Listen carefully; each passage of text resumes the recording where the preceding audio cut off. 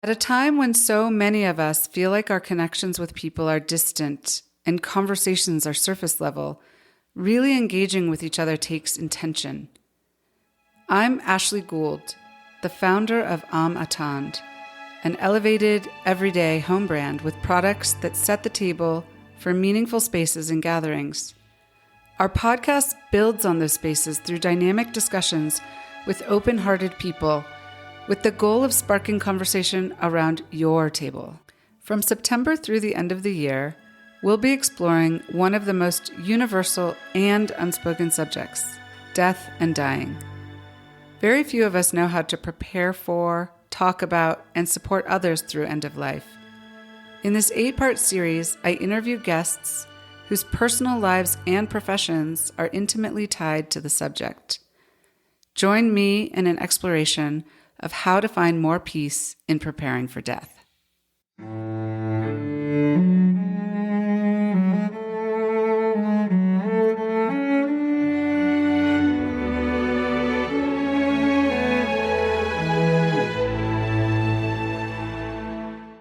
It's my pleasure to welcome Laura Sullivan Cassidy to On the Table with Ashley.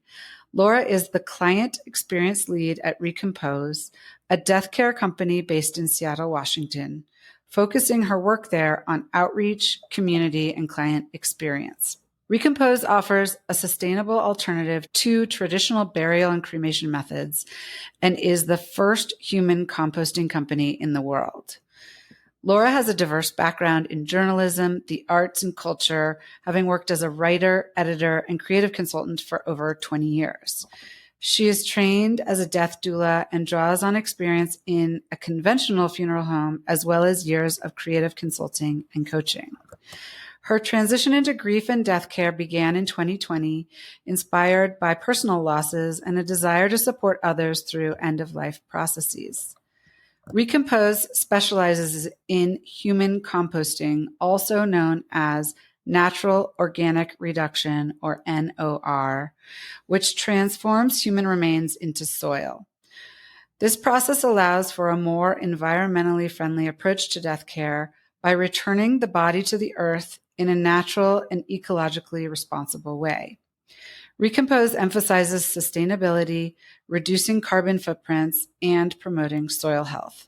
The company's mission is to provide a meaningful and regenerative option for handling human remains, helping families and communities honor their loved ones while contributing positively to the environment.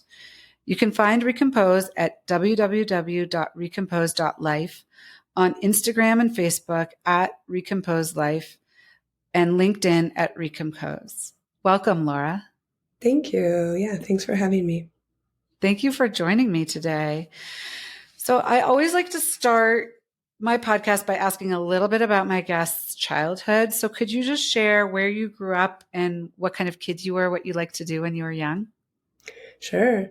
Yeah, I grew up in a really beautiful place. I'm in Seattle right now. Recompose is located in Seattle. And I grew up about an hour and a half north of here in a lovely little town called Anacortes, which is known to many, many more as the years go on and it becomes more discovered as the gateway to the San Juan Islands. And my dad was a marine biologist growing up, so we very much used the fact that we were on an island and that we had this beautiful world of ocean water around us. And I liked to read when I was a kid. I was outdoors. I was having fun. I was camping and playing and riding my bike, but given a chance, I was inside reading. A joke in our family is that my mom would sometimes have to say, "Don't you want to watch TV like all the other kids?" Because, what parent encourages their child to watch TV? But I was very busy reading. Yeah. I also love to read. Do you still love to read? Absolutely. Yeah. This summer, I'm already kind of off to the races. You, as an adult, you wax and wane a bit with it. And this summer, I've been reading so much. In fact, I'm reminded of my childhood summers where I would enter every reading contest at the library. And it's one of the only places that I get kind of competitive is like, I bet I can read more books than you this summer. So. Well, at the end, I'm going to ask for some resources. So maybe you can tell us some of your Oh, yeah. current favorite books. Yeah. Can you talk a little bit about what experiences sparked your career in journalism and then 20 years later pivoting into death care? Yeah. I think one of the reasons I was naturally such a reader is that I am naturally a writer as well, and somebody who's just very driven to understand and intersect with as many kind of human experiences as I can. And so journalism came naturally for me, but it wasn't when I studied. I studied social work and thought that I wanted to do that.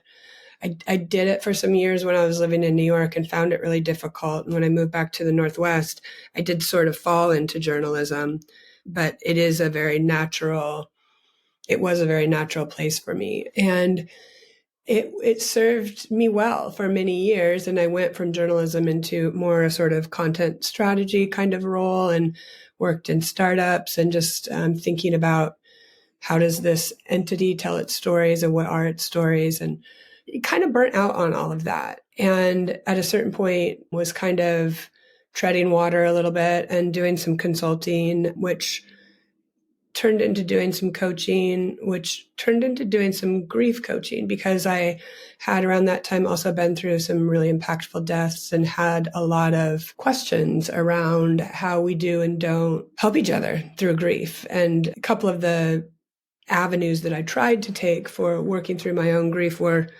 surprising and frustrating to me, and very, like, I would describe them now as kind of male. And I actually don't mean male. I guess I mean masculine. They were very like right angled and like yes or no. And like you had to achieve something and you had to figure these things out. And I said, well, that's not really helpful.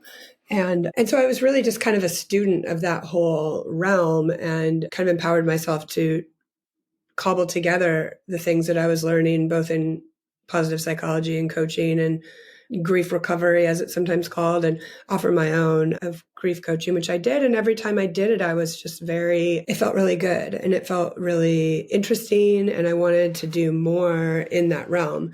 And eventually I was able to kind of do something kind of strange for somebody my age. I was like, probably right around 50 at the time. And I really wanted to know what it was like to work in a funeral home. And so I took this like very entry level job. I was consulting part-time and working at the funeral home part-time. So it was mostly okay to make $20 an hour in this role. I mean, we kind of cut some corners and figured it out, but that was a way that I could see what it was like to lean into that landscape. And I just really liked it. My job was to help support the funeral directors in what they needed as they're supporting these families. And I think a lot of times I was pretty surprised with what they were empowering me to do with my not a lot of experience and $20 an hour. But I think it's because I was a full-grown adult and somebody was, compassionate and had certain kinds of experiences that a lot of these funeral directors just knew it would be okay if they left me there to handle these sorts of things. And so I felt like I did see a lot and do a lot and interacted with a lot of people. But in other ways, that role, or rather that company, I guess I would say, wasn't really a values fit for me. There were things that happened there that I didn't feel that good about. And I knew it wasn't my forever home or whatever. So at a certain point, the woman who founded Recompose is named Katrina Spade, and we happen to have a couple of friends in common. So at a certain point, when I felt like I really did know that I wanted to stay in this industry or in this field, I just sent Katrina a note and said, what's going on at Recompose? Do you need somebody like me? And it just happened to work out really well because she did really need somebody to do kind of outreach work and to tell the story and to help create awareness for everything that we're doing. And my role has since sort of morphed and changed, but that's how it began. And how long have you been with Recompose now? Going on 2 years. Okay. Yeah. That's a journey. It's a really cool, interesting journey. So I read through the timeline of Recompose on your website, and it sounds like Katrina, your founder, started thinking about death and mortality when her son was young. And then she did a Master of Architecture program at the University of Massachusetts Amherst. And her thesis in 2013 was of dirt and decomposition, proposing a place for the urban dead, which was focused on exploring a more sustainable approach to the end of life. And while Recompose evolved from that thesis, and I think is broader now, it's not just for the urban dead, it's really for everybody. Her continued passion led her to a 2-year Green Fellowship where she focused on ecological death care, which led to a 2015 initial study on the natural organic reduction concept, a Kickstarter campaign, a 2016 TED Talk, which I recommend everybody listen to, and then the 2017 founding of Recompose as a public benefit corporation, a 2018 seed funding and pilot study, and the 2019 signing into law of SB 5001 by Washington Governor Jay Inslee, making Washington state the first in the world to legalize natural organic reduction, or NOR, which is defined, at least in the law, as the contained accelerated conversion of human remains to soil. And then in 2020, the company raised nearly $7 million and accepted its first bodies for recomposition in December of 2020. So it's a fascinating story, really like a whirlwind in the scheme of things. And I'd love to hear from you a little bit more about Katrina and how the company came to be, and your mission, and also sort of the growth from the December of 2020 taking in your first bodies. Like, what does that look like today in terms of the numbers? Sure. Yeah. Yeah. It's funny. My mind kind of goes to how Katrina would have answered that question about her childhood, because I do think it's pretty relevant. She grew up with parents who were in the medical field and were environmentalists and active in really being early voices in, kind of drawing awareness to the somewhat fragile nature of our world, really. And she, in other ways, just was kind of that kid who was in the backyard with bare feet all the time, just playing and exploring and watching what was happening to this bird that fell out of its nest, and, just very much interested in the natural world. And then later in her life, around that time that she and her partner were starting their family and that she was going to architecture school, she would have at that point really described herself as an urbanist. So somebody particularly interested in the health of cities, how do we keep our cities thriving and healthy? And when at that time, she and her partner were sort of saying, we should do our paperwork, we should get our ducks in a row, that kind of thing. And when looking at the paperwork and seeing these 2 boxes, one for cremation and one for burial, she just was very dismayed with that limited choice option there. And because of her background and because of everything she was studying and really passionate about, she thought, how could those be my only options, especially when I'm thinking about cities? Cemeteries are becoming full all the time. Our cities already have air pollution. To emit more into the atmosphere via cremation is not a good idea. And just kind of thinking, I don't want to check either of these boxes personally. And since I'm speaking with Katrina's voice again here, since I'm in architecture school and I have to do a big thesis, she decided to just look into a new form of environmental death care. So it was really that sort of student prompted, I almost want to call it bravery of just, I think, when you're kind of young and bold like that, you go, yeah, I'll just come up with a new environmental option for death care. And she really did, though. And so, yeah, it's been about, not quite 15 years since then, and lots has happened. And you asked more to the point kind of about the clients that we've been able to work with in that time. Over the, just around 4 years that we've been offering this care, cared for about 450 individuals, a third of whom have come to us in Seattle from outside of this area. So because folks know Katrina and this team as really the pioneers and the experts in this care, and because this care is really so limited in its availability around the country, we have really had that beautiful experience of caring for a lot of different people from many different places. And though that does change the carbon footprint for a person to be flown here after their death, and potentially for us to fly or truck rather their soil back to them afterwards, that's just sort of stopgap for what will be to come, knowing that eventually this care will be available to people much more widely.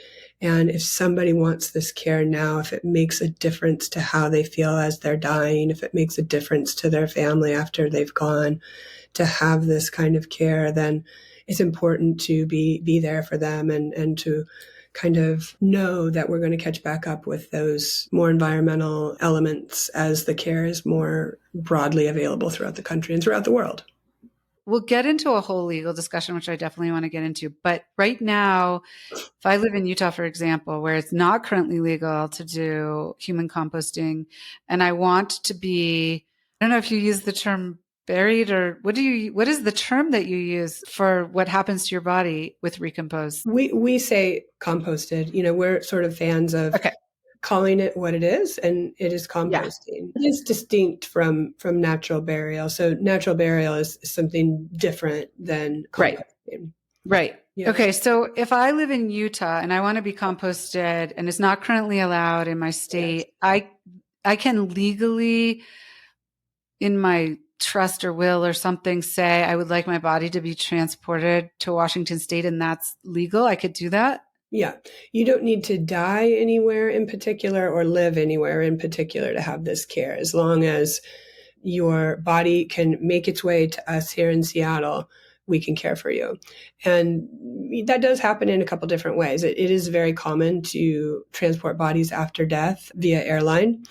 Many commercial flights, there will be a deceased body in carriage. And it is not totally uncommon for folks to drive their person to us. It's something that our funeral directors are happy to advise on and help folks work through if that's something that they want to do. So as long as folks can get here to us, we are able to care for them. Okay, well, that's wonderful, because in researching for this episode, I told my husband, this is what I want to do. Yeah. And it's not currently legal in Utah, but I'm going to hopefully be able to support that effort. I don't know if you take bodies, obviously through air from other countries, but I did read in some articles that there's definitely interest from other countries. Yeah. In talking with folks, both domestically and otherwise, about either partnering with them for some licensing partnerships, which I can talk more about, or just working with them to help advise on passing the laws. As you could imagine, Katrina was really pretty instrumental in getting the law passed here in Washington. So her expertise is requested often by others as they're moving through that legal journey.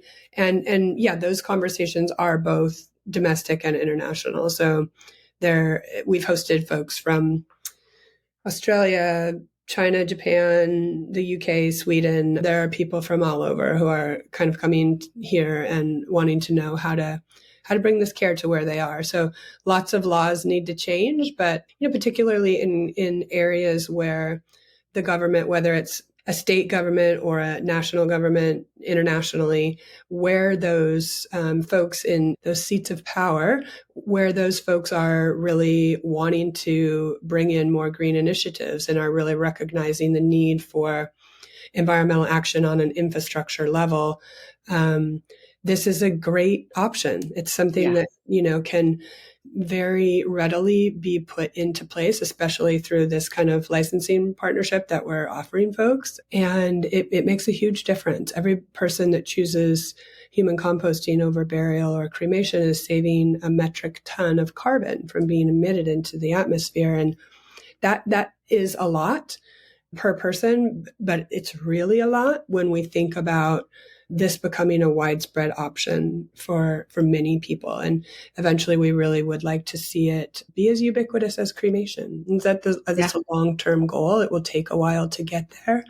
But again, it's what we need. I just was on a climate panel yesterday, and, those kinds of things, those kinds of conversations are both really inspiring and really disheartening, because a lot of things need to change. A lot of things really need to change.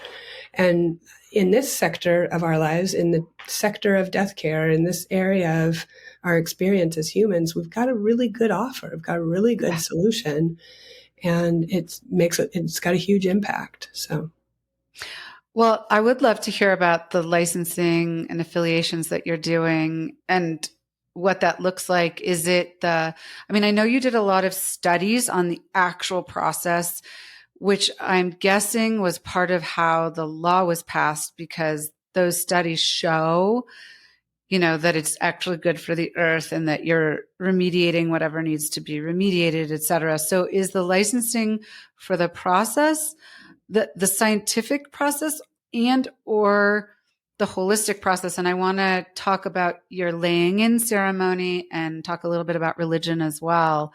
But love to hear what you're doing with the affiliation, because I think in licensing, I think that would make it much easier for states or countries or municipalities to adopt this. It was a decade or more of work for Katrina, Yeah. and she can share that with people. Yeah. Yeah, exactly. So that licensing program, what it gets folks who have the aptitude and the experience and also the values and the frame of mind to offer this in the way that we really think it needs to be offered in terms of thinking about humans as well as the earth. That program is about getting folks access to all of our data and everything that we know about this science. And that goes back to, like you're saying, some of those initial studies that we did. And the really important, impactful study that happened was with a soil scientist named Dr. Lynn Carpenter Boggs, works for one of our state universities here. And farmers have a regular, long-standing practice of composting their animals. So she's been working with farmers to create safe soil, to create safe environments, to do the right thing with their animals after death. So Katrina and her were able to connect and just transfer that to the human animal that we are. Yeah. And so from there forward, and even from before that, there's so much learning about the safety of soil and how we can best create the conditions for that with the plant materials that we use. We use wood chips, alfalfa, and straw. Composting is all about carbons and nitrogens. And our body is the nitrogen, and the carbon is supplied by, right now in Seattle, wood chips, alfalfa, and straw. But as we do expand, maybe in Mexico, that would be a completely different trio of plant materials, as it would be in Sweden, Right. as it would be, so those materials are readily available here in the Northwest, and that's great, and that's what we use, but we can get carbon from lots of different places. But getting back to this licensing idea, it's all of that information, all of that knowledge, all of the data that we have for caring for 450 people and what we've learned in that process. Each individual teaches us something about this process. And it's also access to the vessels that we use. We have our own vessels that we care for folks in, and they're both beautiful on their outside and really efficient on their inside. And they're manufactured in the Midwest. And so folks that are working with us have access to that as well. And just even, down to the plans for the building and how to create the spaces that you're going to need as this type of funeral home. So to date, like today, how many of these licensing agreements do you have? Like how widespread is it becoming currently?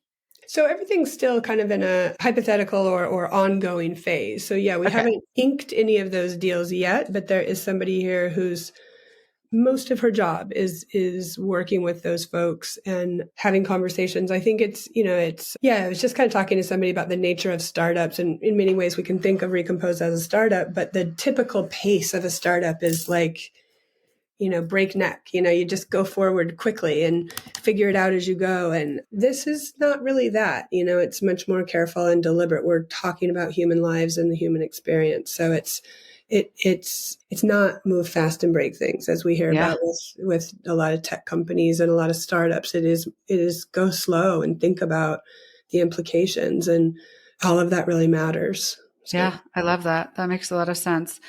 Well, I'd love to dive in a little bit more to the scientific side Okay. of the Recompose process.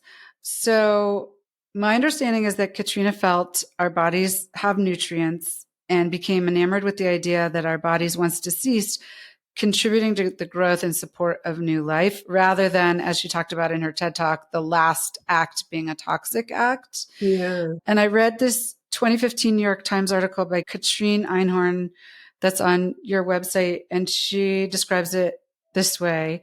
The process is surprisingly simple. Place nitrogen-rich material like dead animals or like our bodies, the human animal, like you said, inside a mound of carbon-rich material like wood chips and sawdust, adding moisture or extra nitrogen and making other adjustments as needed. Microbial activity will start the pile cooking. Bacteria release enzymes that break down tissue into component parts like amino acids, and eventually the nitrogen-rich molecules bind with the carbon-rich molecules, creating a soil-like substance. The article also notes the temperatures reach around 140 degrees, often higher, and that heat kills common pathogens, and notes that when done correctly, which I know is how you guys do it, there should be no smell and no bones, even though that takes longer than tissue. So I don't know if you want to update that or give us a little bit more. And I'm also interested in like, how long does it take for one human body to become soil? Yeah. Yeah. So I would just edit some of that information. The composting process does not break down bones. So Okay. the bones are handled separately and differently. And I will just take a minute to note that cremation also does not allow the bones to fully break down. So there are not very many ways that you can compare composting and cremation, but in this one way, in that we both have to mechanically reduce the bones, that is one action that we have to take after the composting process. So the process happens in 2 stages. It happens first in an active composting vessel for 5 to 7 weeks. And then there is a sorting process. In that 5 to 7 weeks, that's when we're seeing those high temperatures created not because of our interventions, but because of that microbial action. All of that kind of breaking down of pathogens is happening in that 5 to 7 weeks inside the active composting vessel. And then when we take the soil, what is then soil, out of the vessel after those 5 to 7 weeks, we have a sorting process. So we're going to be sorting out anything that was surgically implanted, everything from a breast implant to a hip replacement joint. Things like hip replacement joints can be recycled, which is good. And then bones are also sorted out in that process, and the bones are mechanically reduced. And luckily, they're full of lots of great calcium and phosphorus, minerals like that. And that is stuff that we really know works well for growing things. Many people buy bone meal for their gardens, right? So we take that reduced bone material, it's like a sandy texture at that point, and integrate it back into the soil, mix it in really well into the soil. Do you take the bones once you've made them into the sandy material and put them back with the other composting for that individual? Like if somebody wanted to pick up a bag of soil and it was their loved one, would that go back in that bag for them? The bone material is mixed back into the compost. Okay. I think some people that would be important for them. And that is one of the things Katrina talked about, potential additional remediation for things like fillings and hip replacements and things like that. What about if somebody had chemotherapy before they died or some kind of other toxic substance in their body? How do you remediate that? Yeah, so a lot of that is broken down in that high heat for a sustained period of time. So in that active composting phase, when the temperature is going up, oftentimes to about 150 degrees and staying there for as long as a week, those harmful pathogens and harmful chemicals, many of them are being broken down. And so there's a lot of testing that happens. In particular, this is kind of a piece of science that, maybe most of us can wrap our head around. Salmonella is kind of a bellwether for bacteria and pathogens. And when you test for salmonella and you find that there is none, you are assured that there is also none of many other compounds and chemicals and pathogens. And so we do lots of testing, but salmonella is one of them. And you know that you're clear on many other things as well. Our soil absolutely meets the EPA guidelines for what safe soil is. So Okay. as we know more, we can work more with the EPA and with our soil scientists and with others to see what else we can do there. But I think that's kind of all of society, all of science working together now. I think that's what's really challenging about some of those studies that we read about in the New York Times or whatever, is a lot of it is really new science that we're still figuring out what it means and what to do about it. But Yeah. this is soil that, the reason that it got passed in Washington state, the reason that it gets passed in the 12 other states that have, 11 other 12 total states that have the law, is because this soil meets the EPA guidelines for what safe soil is. Okay. And in terms of the regulation, is that done? I'm assuming that right now you've got the EPA on a federal level, and then you have the state laws. So do you have to test? I imagine are you testing every single body that composts, or is it done like so many per 100? And do you have to give those data back to the state or the federal government? How does that work? Yeah, some of each. So the funeral industry is state regulated. So as far as I know, it's all state regulations and guidelines and checkpoints. But when we first opened, there was a really heavy presence of, I believe it was folks from the Board of Health. There are a couple of different regulating agencies, but the Board of Health is a big one, who were here, once a week. And then after you pass 10 weeks of those tests, then they're going to come every other week. And then after 10 weeks of that, they're going to come once a month. And then they're not going to come anymore, except for they're going to surprise you 2 times a year, and they'll show up and want to test this, that, and the other, and then they're gone again.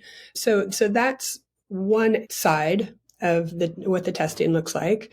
And then there is in-house testing that we're constantly doing. And yeah, with pretty much every individual, there is a run of tests that our operators want to undertake to know for sure that, and really just to satisfy their ongoing curiosity around, maybe this one person had something slightly different that we hadn't handled before. Maybe we knew something about the way they died, and we were curious to see about a specific molecule or compound, whether it would be present in any way at the end of the experience, whether it changes the pH level or whether it makes certain nutrients mute or extra, so there's a lot of testing and science that goes on, both documenting the safety as well as just our ongoing knowledge to understand how do we do this as efficiently as possible, and how do we do it as safely as possible. And again, kind of we learn something from every individual that we care for. So it's just wanting to take advantage of our time interacting with that person to see what they want us to know about this process. Yeah. Do you have an intake form? Maybe you can just describe the process. So let's say I decide I would like to be composted at Recompose. Can I start that process at any age? Like, I don't know when I'm going to die. I mean, obviously there's some people who know that they're sick, and some people just make that decision, and they even, hopefully it's years and years away. Yeah. Can you just walk us through what that process looks like? Is there an intake form that says I have these fillings and I've had chemotherapy, and that's sort of the technical side of it, but also I'm interested in the more spiritual side of it and just sort of what that process looks like for an individual.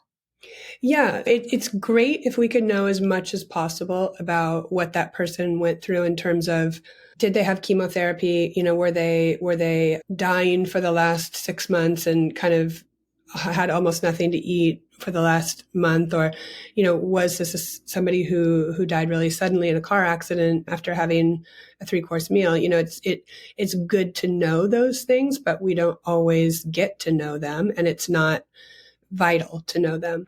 And in terms of hip replacements, I mean, we'll find that out when we go through that sorting process. We'll know. So it's not necessary to know that ahead of time. And I think, there's lots of ways that it can unfold. Families that we work with, some of them, may be so distraught that they're just nowhere near being ready to kind of share more about their person's, past 2, 3, 4, 5 months. But there may be some folks who are for different reasons are really able to talk about what that is. And so we'll get that information when it's available. But again, it's not vital for us to know. our greenhouse operators can stay nimble and stay flexible and make different accommodations as things move along if they're seeing different changes in heat and things like that. So, and then on the other side of your question is this idea around how does one kind of decide that they want to prepare for having this kind of care at the end of their life. And most funeral homes do have a pre-arrangement program, and our pre-arrangement program is called Recompose. So maybe I'll stop there and just make sure that it is really clear for everybody that we are a full service funeral home. So sometimes it's easy to kind of get lost in this, all the new parts of the composting itself. And it can get sort of buried that we do all the work that a traditional funeral home would do. It's just that our manner of disposition is quite different. So we have funeral directors here on staff, and they do death certificates, and we have refrigeration, and we hold people there until they're ready to be placed in the vessel, and all of these things. We have a space for celebrations. We have beautiful ceremonies here. And so again, most funeral homes will offer some kind of pre-arrangement program. And with Recompose, you're doing a couple different things. You're locking in today's price. The price is $7,000, and it will go up. Was something lower when we first started, and it will become higher as we go on. But you're locking in today's price, and there are a couple of documents that go with the program that allow you to make some decisions now about what you want later, and also to document some important information that's necessary for things like death certificates, so that somebody later doesn't have to say, what was Ashley's mom's maiden name? That kind of thing. Also in those documents is choosing something called a designated agent, which is really important. That's the person who's legally responsible for carrying out your wishes. So you can say on your whatever kind of paperwork you're doing, I want human composting at Recompose, but unless you have named a designated agent, which is different than a power of attorney, unless you have got that designated agent documented, there's no legal framework for carrying out your wishes. Your next of kin can make a different decision. And so that pre-composed pathway is mostly concerned with the legal documents that are necessary and pieces of information that will help our funeral directors and our process in general. But it's a really great program. I hear as much that people are relieved to have that financial part underway as they're very happy to have the documents in place and to know that's there for their survivors. I think there are many people who have had to navigate somebody's death where they didn't know what that person wanted, and they didn't know that person's mother's maiden name, and they didn't have anybody in place that was the natural go-to person to deal with everything. And it just becomes, it ruins families sometimes. So it's a really, anybody that's come close to that scenario is very vocal about how happy they are to have, in particular, and to have their pre-composed membership taken care of. But yeah, it's both a subscription in that you can choose $100, $250, or $500 a month to pay. Many people also choose to just pay it off all at once. And right now, and I don't know if you could talk about how this differs from what you experienced at the conventional funeral home, like what is the age at which people are making the pre-composed decision? Is it mostly older when they're closer to death, or is it a mix? Yeah, it's a mix. And that is one of my favorite things. We have as many people under 62 in that program as there are over 62. And it is totally normal for me to be in the database pulling up a record, and I come across somebody's birth year of 1995 or something. And it would be just unheard of 50 years ago for somebody in their 30s to be planning for their end of life care. Just not something that happened. And I think that, without having spoken to every 20 or 30-year-old that is in that program, I think that what that is people who are really big advocates of the environment and who see this for the awesome solution that it is. And they recognize this team as really being leaders, and they want to be a part of it. They want to support it. And hey, if you can afford $100 a month to be a part of something and to support it and to pay into it and to chip away at your end of life care, probably saving a lot of money in the long run. And And it's probably something that brings people a lot of, feels good to be involved in that way. And I'll just add too, that money. So we take just 10%. So if you're on $100 a month plan, we're taking $10 a month, and the $90 remaining is going to sit in a bank account that we can't touch until that person dies. So any member can decide to have their money back at any time if they choose. Okay. Yeah. Well, I think this is so interesting about the 30-year-olds. Is that different from what you saw at the conventional funeral home? Well, I guess I wasn't involved in pre-arrangement programs there, Okay. but when I think about the funerals that we had, unfortunately, I would say, yeah, the young are not safe from death, and I've Right. unfortunately attended a lot of funerals and worked at a lot of funerals for younger people. But I guess I would say that I can see how, personally in the lives of many people that come to Recompose, this is something that is really important to them because of them being hikers, gardeners, outdoor type people. And it is really just cuts across age and every other Yeah. kind of demographic factor. I always kind of say, if you put 10 random people on a wall and said, okay, pick out the one that's really interested in human composting and pick out the one that's really against human composting, I really don't know that you would be able to do it because there's just no one archetype for it. It's just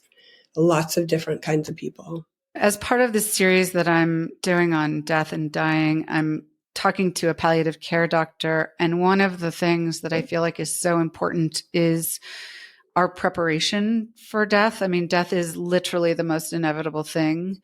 And very few of us talk about it or plan for it until we're much closer to it. So I think that there's a huge benefit. And I wonder if you guys maybe at some point will do a survey with the younger people who have joined Recompose. I think that they will also get peace out of it from the planning. So just the fact that you're taking the time to think enough about it to actually decide to join this program, and you're thinking about what will happen to you when you're dead, I think helps a lot with the process as you approach death, whether you know it's coming or not. And I think that that's an added benefit to that program. Beyond the environmental benefits to human composting, Katrina has also talked about the spiritual benefit, specifically that connecting death to the cycle of nature will help people face their own mortality and bring comfort to the bereaved. And I agree with that. So we were talking earlier about reading, and I just finished Crossing to Safety by Wallace Stegner, which was given to me by a very good friend, Linda Boudet. It is a wonderful book, and I highly recommend it to everybody. And there was this passage that I read just a day or two ago by a character who's dying from cancer. And she says, "It's as natural as being born.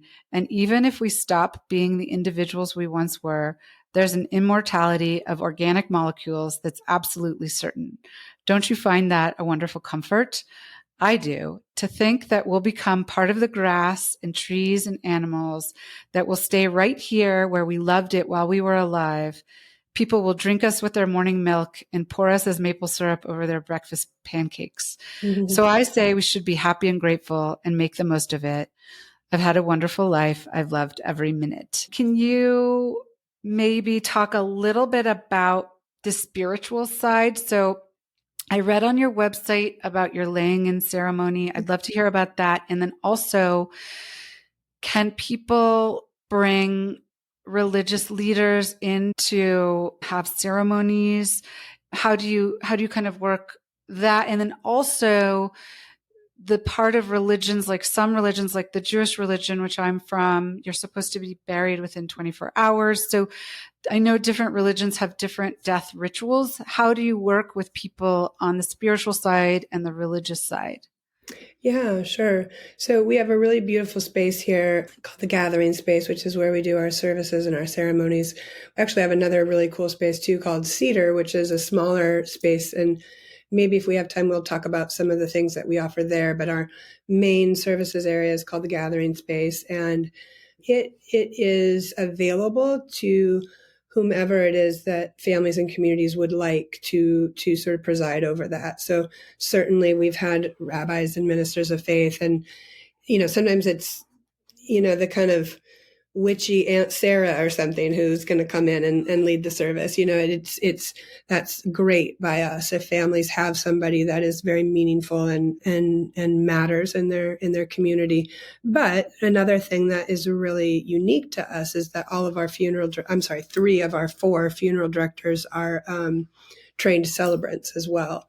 So that is a service that, going back to my prior experience, I don't think any of those funeral directors would have liked to lead the service. They're more kind of behind the scenes types in general in that field.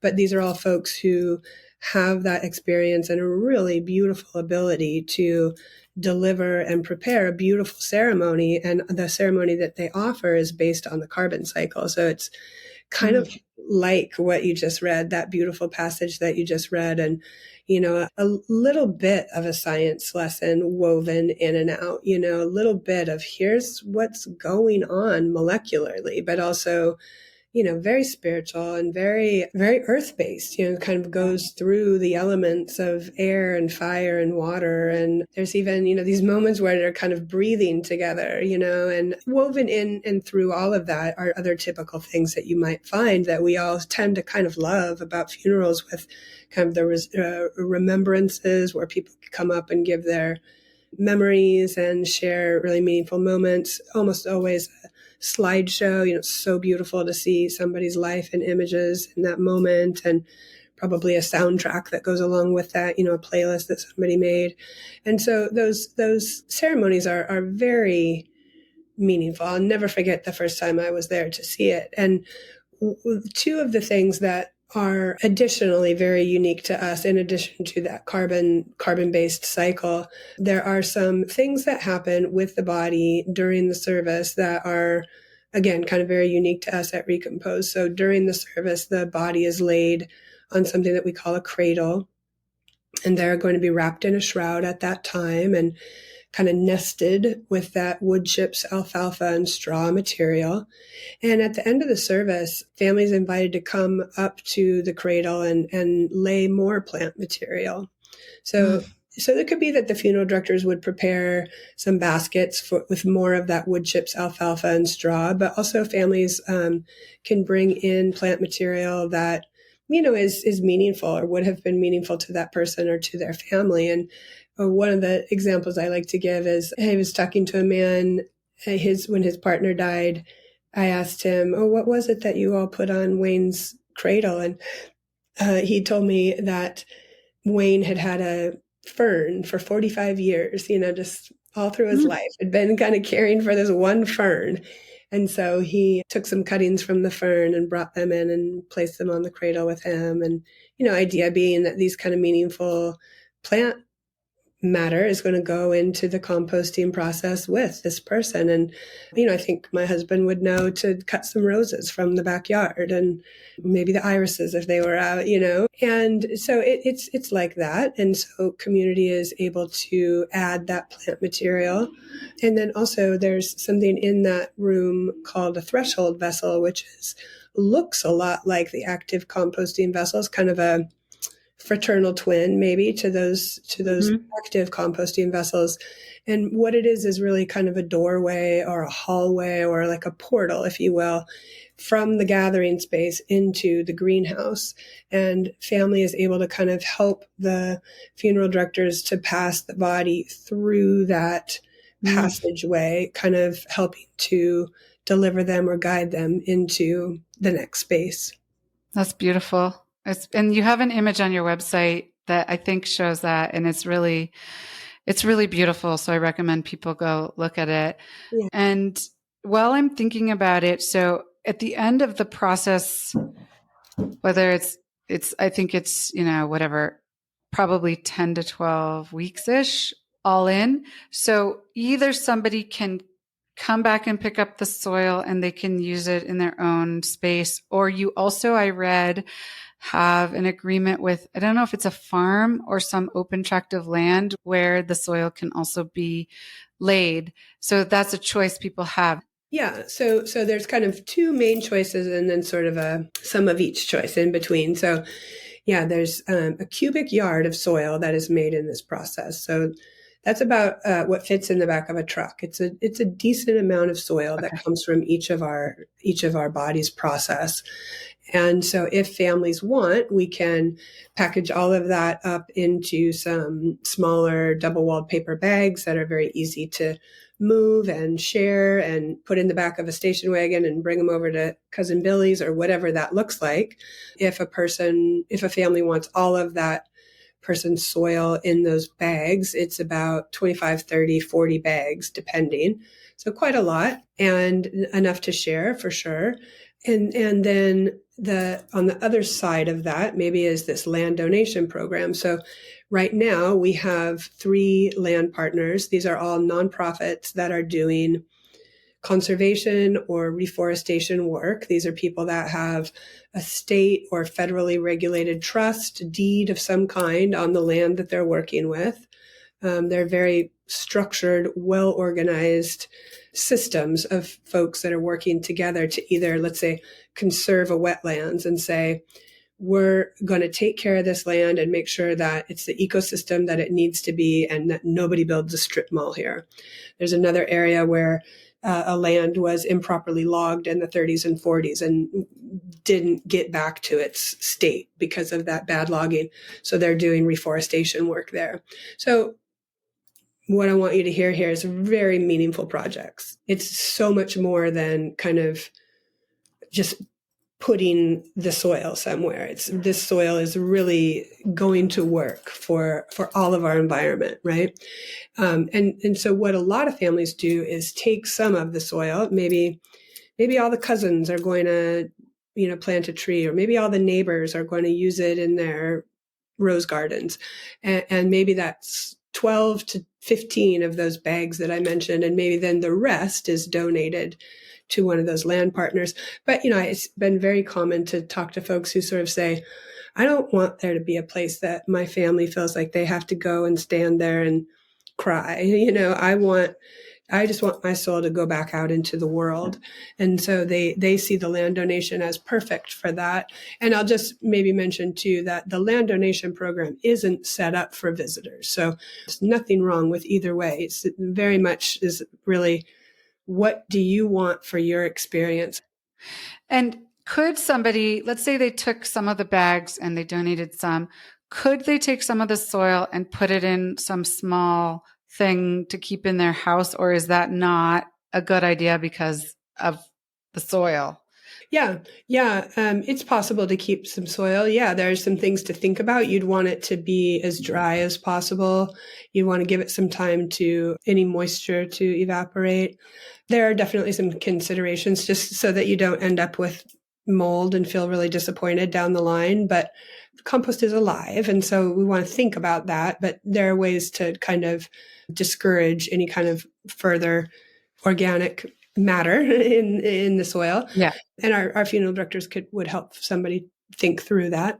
And it's also maybe worth mentioning that, there are a lot of people that somebody already paid for their burial plot or their place in a mausoleum or their niche, and for an urn to go or something like that for ashes. And I know that there are people that use their soil that way as well. Okay. And so Interesting. they'll say, I want to be on this wall with everybody else.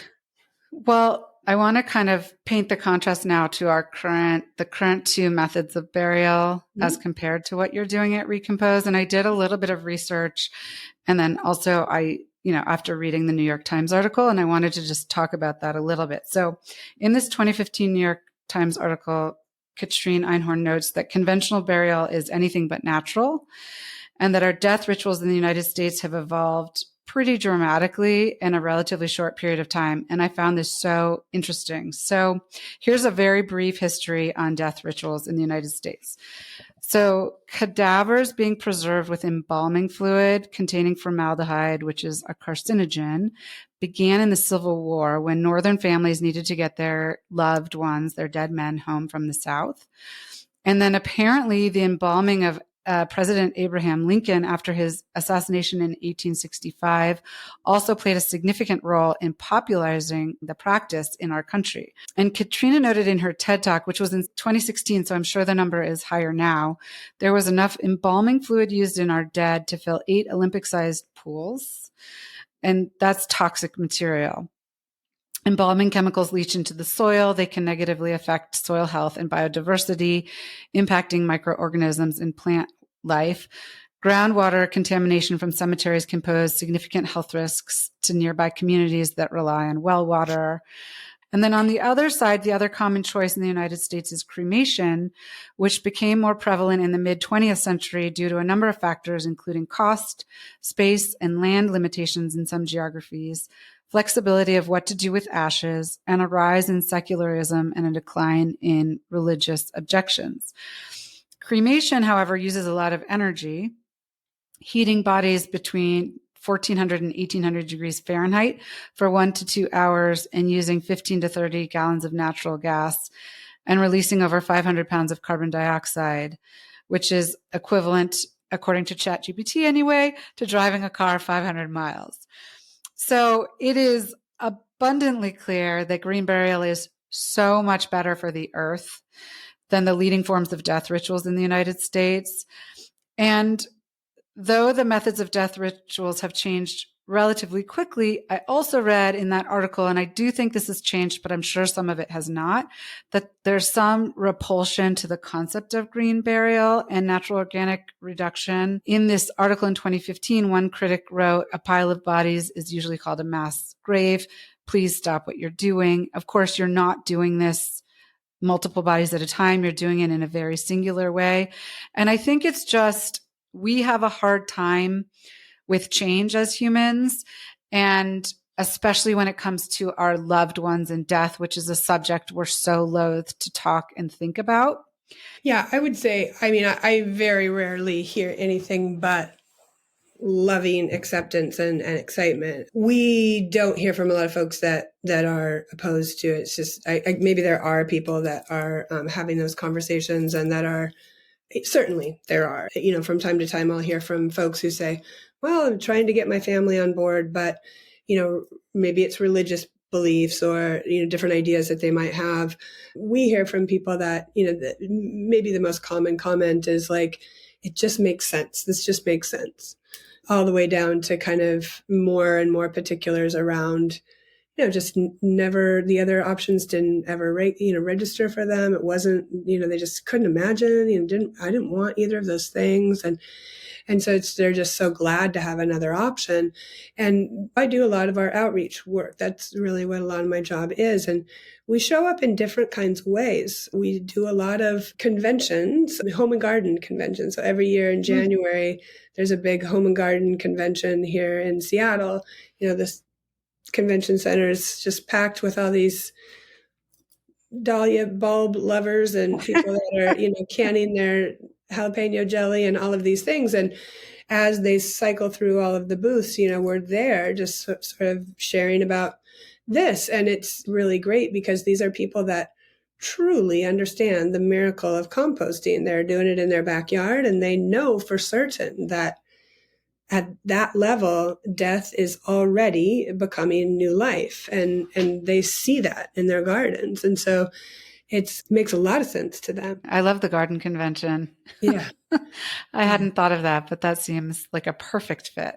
I want to spend a little bit of time on the legal landscape for green burial in the United States. So on your website, I saw that since Washington state legalized NOR, there are now 12 states that have legalized the process, some to take effect in future years.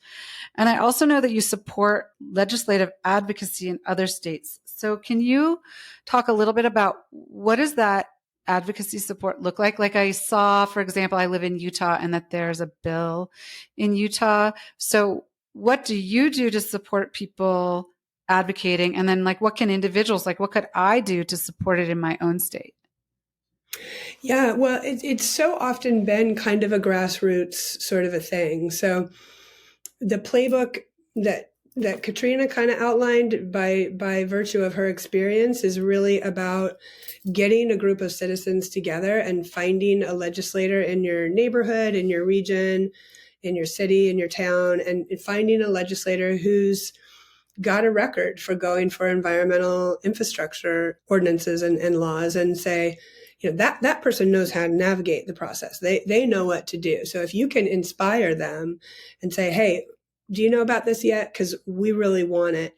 If you can inspire a lawmaker, you're done, because they want to have great projects to work on. I mean, imagine they all, maybe their desk is full of parking lots and, this highway that needs to connect to that highway or whatever. Maybe they're not as interesting as something like this. And if you can get them to look into and to get educated on what this is, hopefully that's going to light, a really bright trail to them getting all of their colleagues on board. And our legislative advocacy pages on our website is just right there on the main menu. It says legislative advocacy. We list the particular bills whenever we know them. So, there are these funny series of letters and numbers, and just saying this is what it was in Vermont and this is what it was in New York. And so that people can go and look up those laws, and legislators in particular know what they're looking for when they look up those bills that have already passed. And to just provide that framework of the order of events and how it's worked so far and what other state governments are on their way. Okay. Really cool. Well, I just wanted to add a couple of quotes from the TED Talk that really struck me. One is, Katrina said, the truth is that nature is really, really good at death. In nature, death creates life. And I think, like you said, for so many people, it just is like obvious when you hear that. But I think the more that we embrace it, the more peace we can have as we plan for death. And then the other idea is for supportive staff to be on hand to help families with the care and the preparation of loved ones' bodies. We're banishing practices that bewilder and disempower and creating a system that is beautiful and meaningful and transparent. Before I get to my last 5 questions that I ask everybody, is there anything that you would like to add for listeners about what you're doing at Recompose that I haven't brought up, that you feel like it's important to talk about, whether it's memorable stories or misconceptions or environmental benefits or anything that I've missed? I think one thing that I would like to add is that I want folks to know that we do these really great virtual tours. So even if you're not in Seattle and you can't come in for an in-person tour, we do these great virtual tours where I do my darndest to make you feel like you're in the building. We go around through all the spaces and talk about how we use those spaces and how and why we do the work that we do, and get into what it means to be a part of all of this. And there's always time for question and answer at the end, which is really great. The opportunity to really kind of ask that specific question. And I think they're a great resource for people. Wonderful. Well, at the end of every episode, I like to ask my guests the same 5 questions to round out the discussion. So my first question is, as we explore in my brand, Amatand, which, by the way, is French for to take care of your soul, objects can hold a lot of meaning for us, and they can tie us to the past, enable us to enjoy the present more, or even take us into the future. Can you share an object from your life, whether you still have it or not, that holds a lot of meaning for you, and tell us why? The first thing that I think of is my dad was a marine biologist, and he was just a very funny guy. And we lived in Australia when I was a kid, and he was an underwater diver. And as a biologist, always needed to document what he was seeing. And so he built a underwater camera casing out of like lucite and things like that. And it's got it's like a Rube Goldberg machine. It's got this funny dial that's then connected to this small metal rod, which is what would turn the camera film advancer, which is going to sound like Greek to somebody who's never used a film camera. It was not the age of iPhones, right? So in its prime placement in the living room, it looks like a robot or something. It's just this odd little clear plastic thing that you wonder about. And I can't say why, but it just means so much to us both. It's like just encapsulates this weird man that my dad was. And it's just cool. It's just a funny little artifact of life in the 70s. I love it. Thank you for sharing that. Yeah. Can you share a favorite tradition? It could be something from when you were a child or something you do today with your husband or your family. It could revolve around food or someplace you go, anything at all. Yeah. Yeah. It's interesting that the thing that comes to mind, my husband and I have had a couple of traditions, and we've realized that sometimes the traditions stop and they make room for a new tradition. For many years, we had this thing called a pink party, which was in celebration of this giant blossoming pink cherry tree in our backyard. Everybody wore pink. Everybody brought pink food. It was like, okay, what can I, add beet juice to make this thing pink? And it was a very cool party, but eventually it just kind of petered out. And over the last 10 years, we've had a tradition of this road trip every June. And this last June, we went on the road trip, and we both knew it wasn't feeling the same. And we came home and, didn't want to say it while we were out there, but we came home and said, I think maybe that was the last road trip. And I guess I would say I recognize this pattern in us of loving a tradition, but not needing for it to be forever, that there's no less meaning in something that happens for 7 years or 10 years or 12 years and then fades and makes room for something else to come in. Yeah, I love that. Thank you. Mm-hmm. Are you in a phase in your life where you enjoy entertaining in your home? Why or why not? I love the idea of it, and I love all of the things that are in your world. I love the linen napkins and mixing and matching all of these things. And secret life of me is that I once edited a wedding magazine. So I like tabletop scapes. I mean, I've had a couple of different careers in my career, but I really love all of that. And I love having people over, and I love theoretically like meal planning and thinking of, what I would serve. But for some reason, it hasn't happened a lot lately in the last couple of years. Maybe I just never kind of came back to it after those heavy years of COVID, or maybe it's like those traditions that I mentioned, that it's just not quite alive in my life right now. And I think I've been trying to do more low key. Like I have a couple of friends where we're picnickers, and we'll each kind of just bring snacks and meet at some park and make a very cute little arrangement on the side of a hill somewhere, but nobody has to host. And, I think that's kind of where I'm at maybe for entertaining right now. Well, I think, and I've talked about this with other guests, like we have seasons in our lives for all kinds of things. And sometimes it's inviting people into our home, and sometimes it's going on a picnic. Yeah. Really, to me, it's, the focus is on gathering and just being with other people. So it sounds like you're doing more of it sort of with friends outside the home at the moment. And I'm sure there will be a season where it comes back into your home as well. Do you have one or two top resources, books or websites, podcasts, anything that you can recommend? Could be related to death care or just anything. I know you said you love to read, so we love putting recommendations in the show notes for people's favorites. Yeah. The last two books that I read, I was doing that thing where I was reading them both, is it a this book day or a that book day?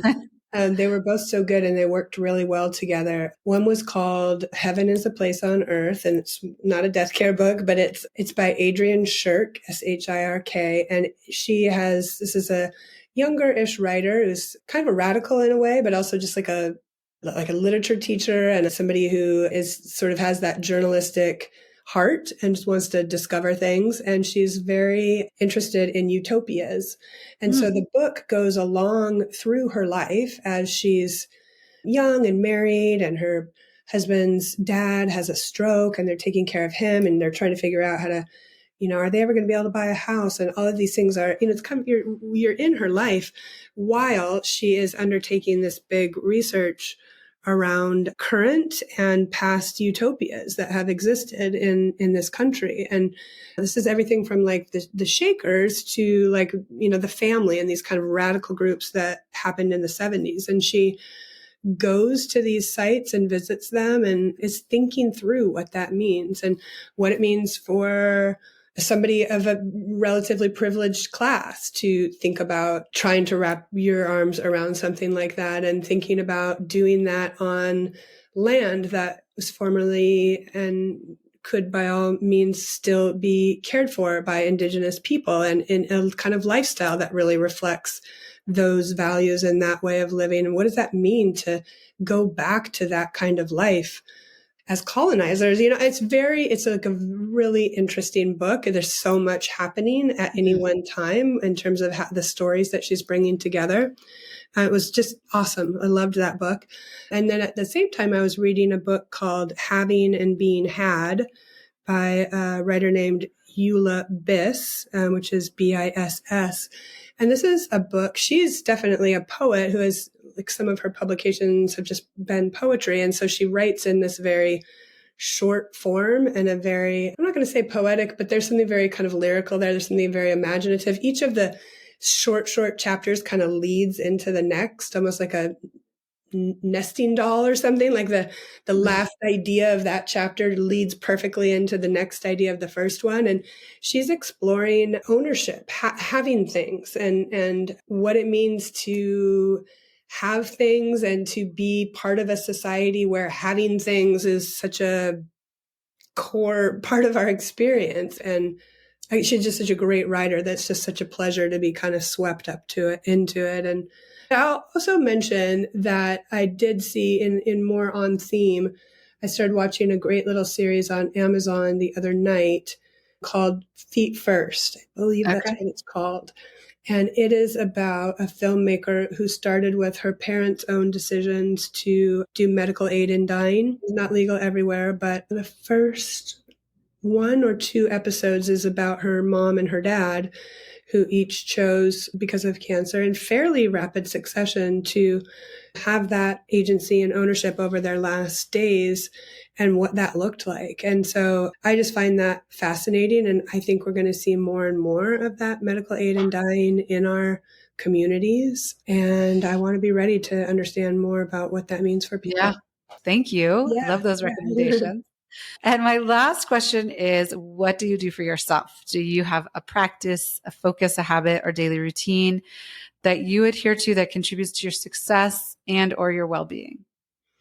Yeah, I think I have some really amazing friends. I think one of the most healing things for me is to just be in deep connective conversation with people. And I have great friends that will indulge that, and that we can just kind of sit for hours and spelunk around and think about things and try to figure things out. And that's, I think, maybe one of the main ways that I feel nourished. And I have, some of those kind of traditional or common things like taking a bath and reading in a hammock and going for a walk. But I think it's really my close ones, my loved ones, that give me the most. I'm a talker, I'm a communicator, I'm a listener, and I get the most care out of just caring for others and allowing myself to be cared for. Thank you. I love what you are doing. As I told you, I told my husband, this is what I want to do. I feel so good about it. And again, I really do think people can find peace with the planning, as well as taking care of our environment if they choose Recompose or green burial. So Thank you so much. Can you just remind everybody one more time where to find Recompose? Yeah, recompose.life. So instead of a .com, we're a .life. On Instagram, it's at Recompose Life. We have a monthly newsletter just once a month, not too often. And if you have any questions, send us an email at info@recompose.life. If you enjoyed the show, please rate, review, and subscribe wherever you're listening. It helps us reach more people who just might need these conversations. If you have ideas for future guests or have feedback, you can reach out to us by visiting onthetablewithashley.com, linked in the show notes. On the Table with Ashley is presented by our elevated everyday home brand, Amatand, which you can find at amatand.com. That's AMEATENDRE.com.